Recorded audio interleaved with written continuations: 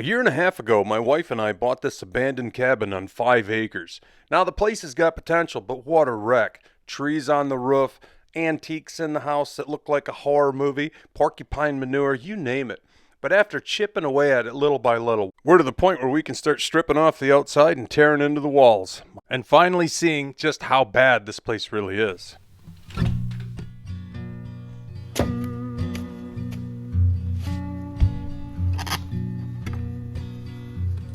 Misery loves company, so I was lucky enough to get my son Mick, who's home for Christmas, and my brother Ryan to help me tear this monster apart. But Ryan is a professional at tearing stuff apart. Growing up, my brother Ryan used to get teased all the time that everything he touched he broke, so he's the perfect guy for the job. Mick is digging out around the foundation, trying to get rid of that skirting before it freezes to the ground and we can't get it out till spring. Now, all of this rolled roofing on the outside of the building is nailed on about every inch. So it only wants to come off in little pieces. But underneath of it, it's even weirder. It has this red plastic, which I've never seen before.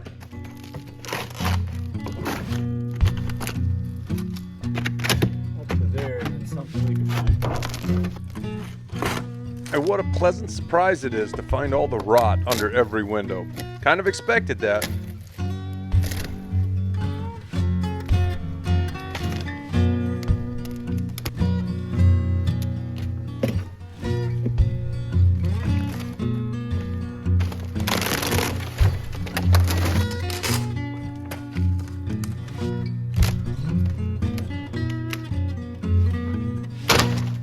I really don't know where the line is and where I should start and stop taking things down. There's no line.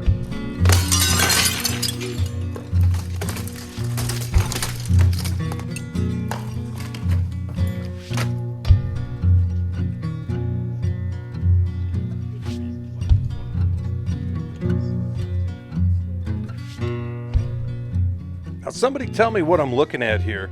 Half the building is 1-inch board, half of it is this ultra heavy duty aluminum corrugated individual strips nailed about every inch. I've never seen this before either.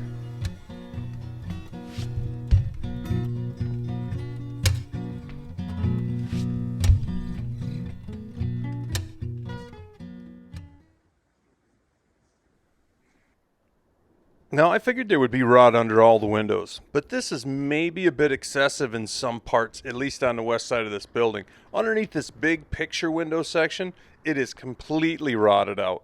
And that means the sill plate and maybe some of the floor joists need to get replaced, at the very least.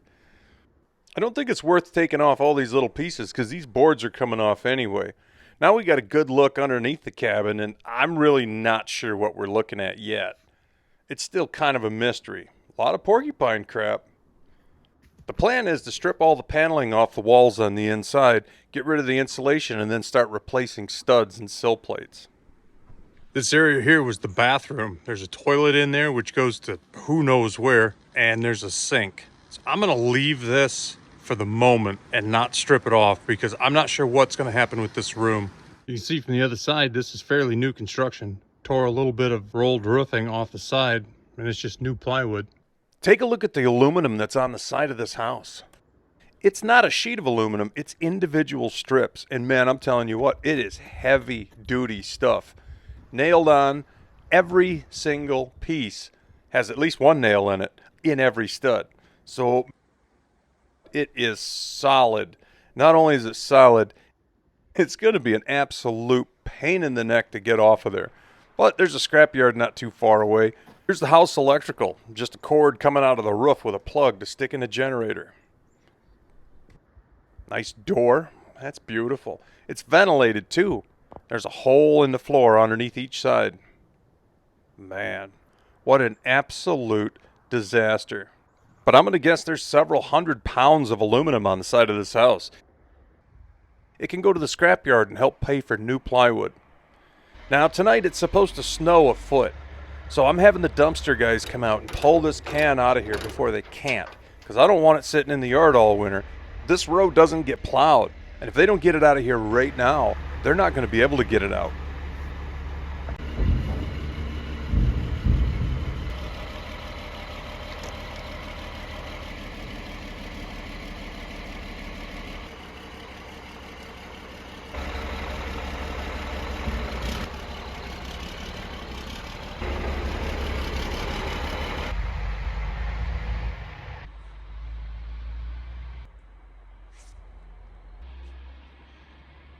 I've been on some pretty awful remodels before, but whew, this one's going to be a doozy.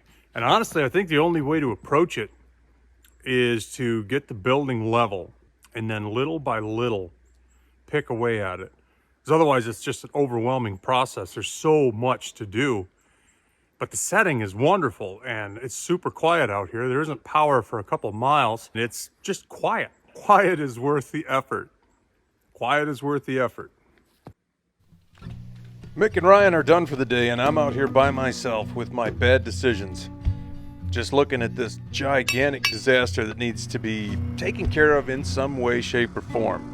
But the first thing is first, I gotta get heat inside the building so I can work during the winter. Now, you might have seen earlier this year, I built this fuel tank stove.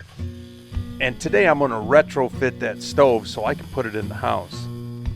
It was just an old fuel tank sitting out back. It had a 40-year-old kerosene in it.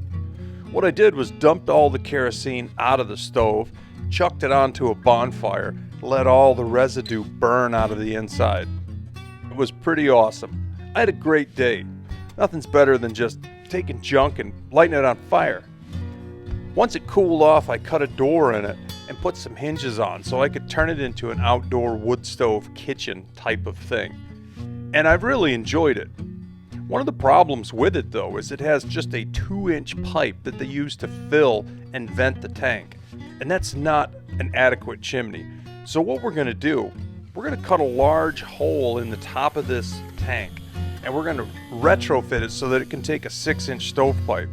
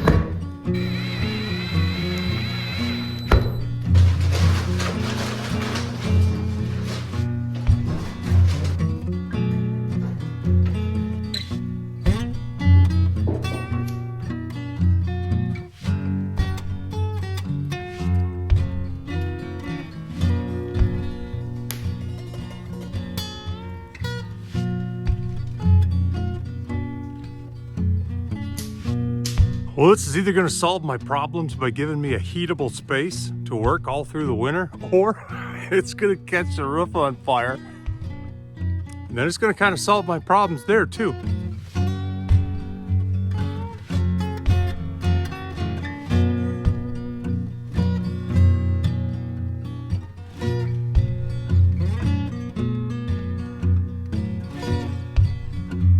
Oh, I just got done putting some more wood in that stove.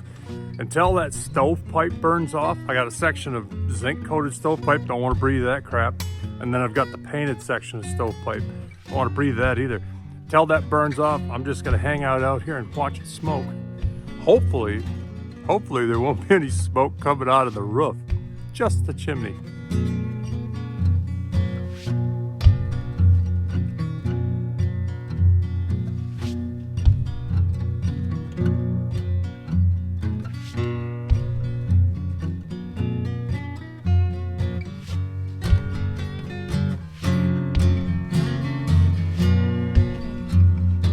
Time to get this place all set up to work in the wintertime. Two things this house hasn't seen for decades: lights and heat. Nobody's been here for the longest time. And now I've got a fire in the chimney and the house isn't on fire, so that's a big plus. we're going to put some lights in. Having a little bit of light is going to change the dynamic of working here exponentially.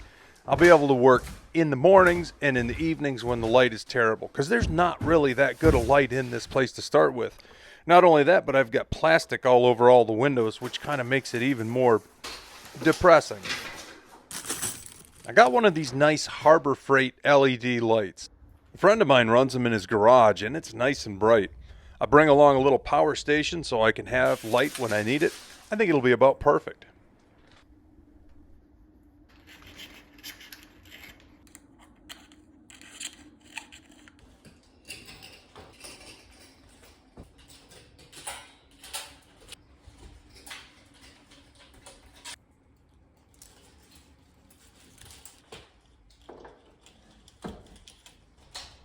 Oh yeah, we have light.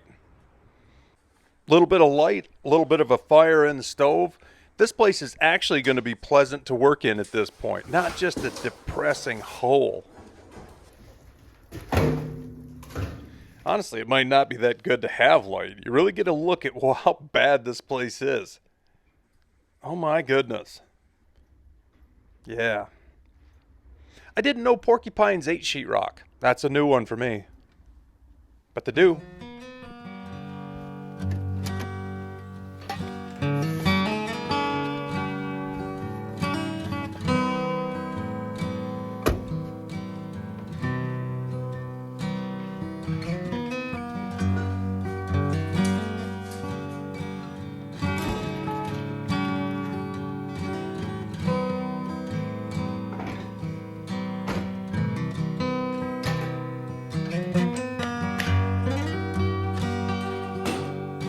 Time to set up shop. Get this project underway. Kind of have a better idea of what I'm dealing with now, and I have to take all the coverings off the walls on the inside so I can start surgically removing window framing, bad studs, sill plates, flooring, whatever. This is going to be kind of a surgical operation. Otherwise, I might as well burn it down and start from scratch. We'll see what we got.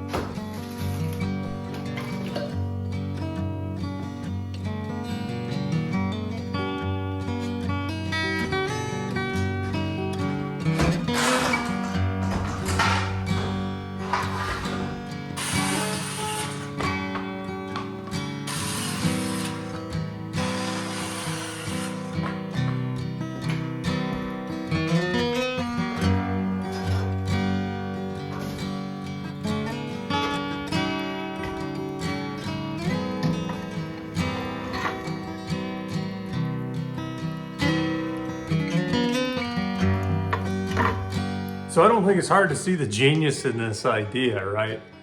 I'm gonna run the house through the wood stove to get rid of it. Little by little, all the stuff that needs to go.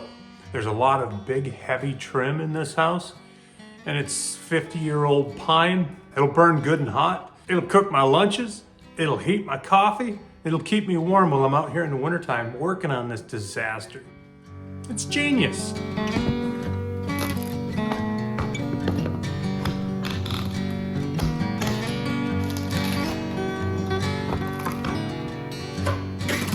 Three things have to happen to get all this paneling off. I have to pull all this baseboard, I have to pull the trim at the top of the wall, and I have to pull off the light sockets.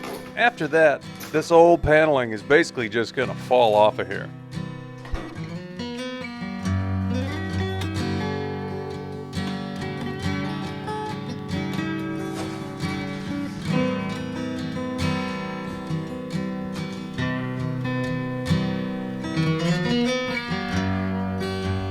Need to get some fresh air in here because I'm running that stove a little hotter than I've been running it, stuffing it full of trim, and I'm starting to get some smell off the stovepipe. You know, the black paint, the galvanized coating, none of that stuff's good. I'll just stare off into the snowy woods while I drink my tea.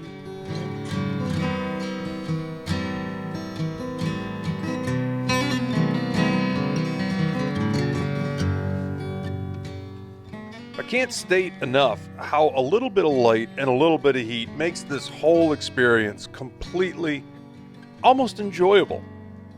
Being a concrete guy by trade, I'm used to working on the dirtiest job sites you can imagine. And this doesn't bother me at all. Matter of fact, it's kind of pleasant.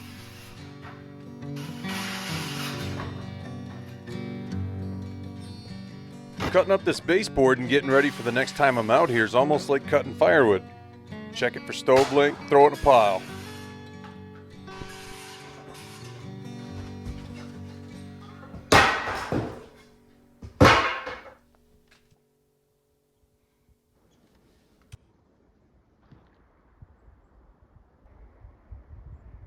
Well, I think that's all for us today. We've done enough. We've made a big enough mess. We're starting to clean that mess up. We'll see how things go. Once this place gets a bit more tore apart, it's going to be a lot easier to figure out what to do with it. It's going to be a big project, and I hope you guys are all here for it. My name's Dave Whipple. You've been watching Bush Radical. Be radical, eh? See you soon.